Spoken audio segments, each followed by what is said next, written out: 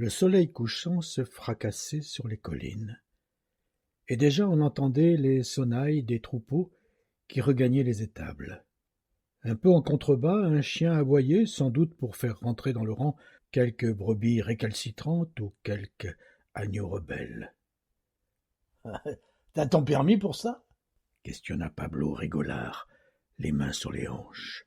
Une furieuse envie de lui balancer mon poing à travers la gueule me traversa l'esprit, mais j'avais besoin de lui en bon état pour débarquer l'antique char russe du semi-remorque sur lequel il était entreposé.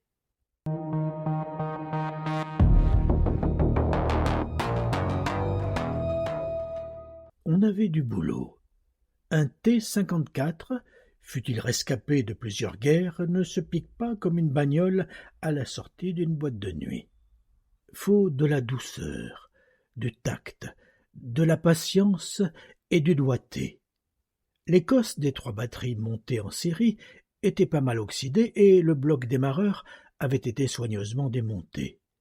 Il ne fallut guère plus de 20 minutes au gros doigt boudiné de Pablo pour tout remettre en place. Je l'aidai à déverser le contenu de 5 énormes bidons de fioul dans l'un des 3 réservoirs du monstre, en priant que nous ayons suffisamment de carburant pour atteindre la ferme. Une odeur âcre envahit l'habitacle. Tu descends et tu vérifies que les chenilles restent dans l'axe des rampes. C'était moi qui donnais les ordres, depuis toujours.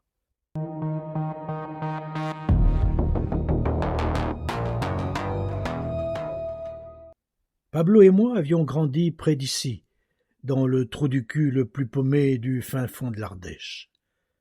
Un désert montagneux dans lequel avait survécu le résidu d'une communauté post-68arde cornaquée par un gourou pervers, tyrannique et parano.